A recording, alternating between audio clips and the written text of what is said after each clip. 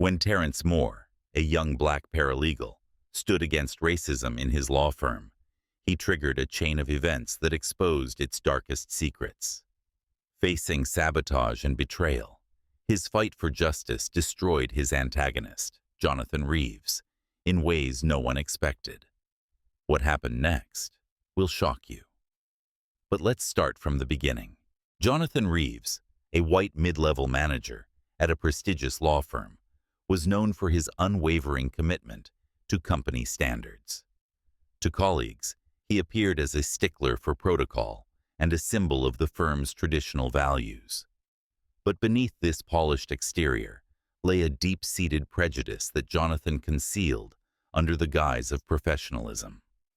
His definition of standards often worked as a convenient tool to enforce his biases. Terrence Moore, a black paralegal with an impeccable track record and aspirations of becoming a lawyer, embodied the qualities the firm claimed to champion: dedication, intelligence, and innovation. His drive and competence earned him admiration among the younger associates, who saw him as an inspiring figure. However, Terrence's ambition provoked Jonathan, who interpreted his confidence as arrogance and his upward trajectory as a threat. The tension between them came to a head during a team meeting when Terrence presented a well-researched proposal to modernize the firm's pro bono work. The project aimed to focus resources on underserved black communities, aligning with the firm's public commitment to justice. But Jonathan dismissed it outright, labeling it a misaligned priority. His tone made it clear that he viewed Terrence's initiative as both unnecessary and personally offensive.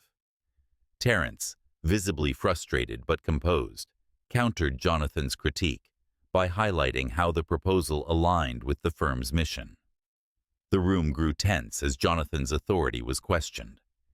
The younger staff, particularly Sarah, a white junior associate, took note of Terrence's professionalism and the potential of his idea. Sarah saw through Jonathan's veiled bias and quietly encouraged Terrence to formally advocate for his project, believing it deserved a fair hearing. Unbeknownst to them, Jonathan began a covert campaign to undermine Terrence. Through whispered rumors and calculated comments, he sowed seeds of doubt about Terrence's competence and professionalism among senior leadership.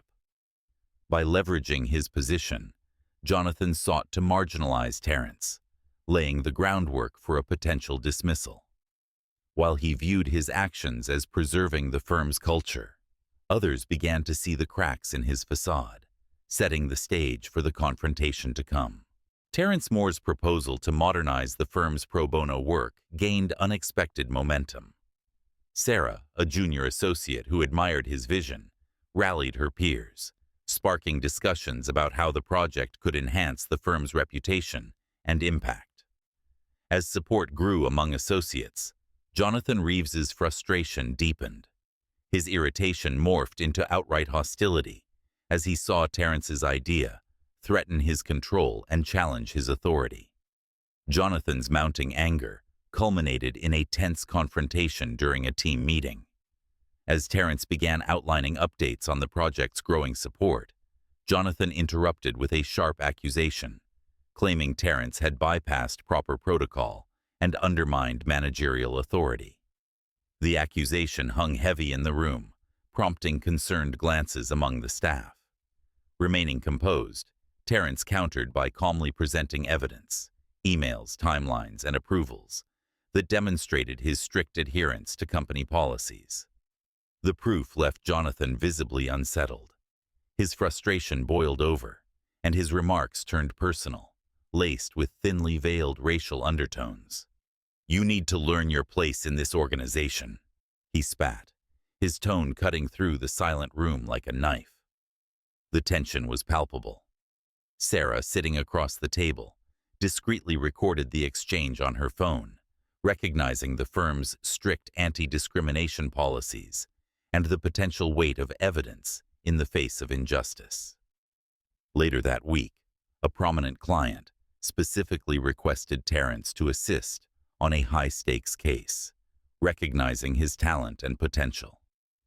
Instead of viewing this as an opportunity to showcase Terrence's abilities, Jonathan retaliated.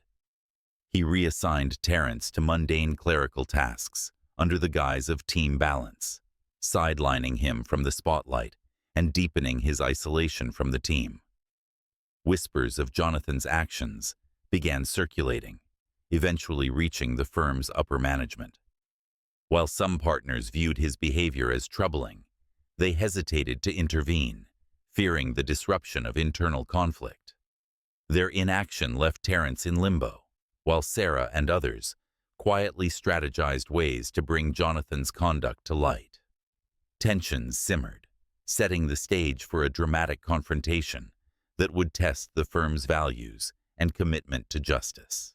The charity gala was meant to be a night of celebration, where the firm showcased its commitment to community service and diversity. The grand ballroom shimmered with crystal chandeliers, and the air buzzed with conversation among influential donors and esteemed legal professionals. Terrence Moore, despite his ongoing challenges, attended the event at Sarah's insistence. She believed his presence symbolized the firm's supposed dedication to justice. Meanwhile, Jonathan Reeves circled the room, sipping his bourbon with the confidence of a man who believed himself untouchable. However, his thinly veiled disdain for the firm's diversity initiatives bubbled to the surface during a casual conversation with a small group of donors. "All these inclusion programs do more harm than good," he quipped, his voice dripping with condescension. "We're lowering our standards for the sake of appearances." Unbeknownst to Jonathan, one of the firm's founding partners was standing just within earshot, his expression hardening as he took in Jonathan's words. Simultaneously, Sarah and Terrence made a pivotal decision. After weeks of deliberation, Sarah shared the recorded meeting, capturing Jonathan's racially charged remarks with a trusted journalist. With Terrence's reluctant approval, the media storm began. By the next morning, headlines like "Rising Paralegal Faces Racism in Top Law Firm" dominated news outlets and social media. The recording went viral, sparking outrage and calls for accountability.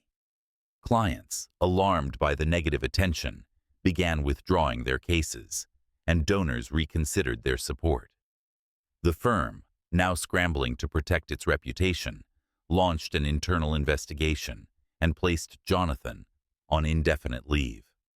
He quickly became a symbol of corporate racism, vilified in public forums and media reports. For Terrence, the spotlight was a double-edged sword. While community leaders and civil rights organizations hailed his courage, online trolls and certain colleagues accused him of destabilizing the firm. The tension within the office grew palpable, with staff quietly taking sides. Desperate to contain the fallout, the firm's partners approached Terrence with a settlement offer, proposing a significant sum in exchange for his quiet departure. But Terrence, exhausted but resolute, knew this battle wasn't just about him. It was about systemic change. His decision would soon define the future of the firm and his own career. Terrence refused the settlement, insisting on systemic changes within the firm. With his community's support and a powerful legal team, he filed a lawsuit detailing years of discrimination. The case garnered nationwide attention, inspiring other Black professionals to share similar stories of workplace racism. Jonathan's reputation crumbled. He was fired, and his name became synonymous with corporate racism. Meanwhile, Terrence's case resulted in a landmark settlement that required the firm to implement robust anti-discrimination policies and allocate substantial resources toward diversity initiatives. Despite his victory, Terrence struggled with the emotional toll of the ordeal. Yet, he found solace in mentoring aspiring Black legal professionals, ensuring they wouldn't face the same barriers. As for Jonathan, his attempts to rebuild his career failed, his name tarnished by his actions. The firm, under new leadership, invited Terrence to return as a consultant to oversee diversity reforms. He accepted, on the condition that his project for pro bono work in underserved communities be fully implemented. The initiative, now thriving, bore his name, symbolizing resilience and the pursuit of justice.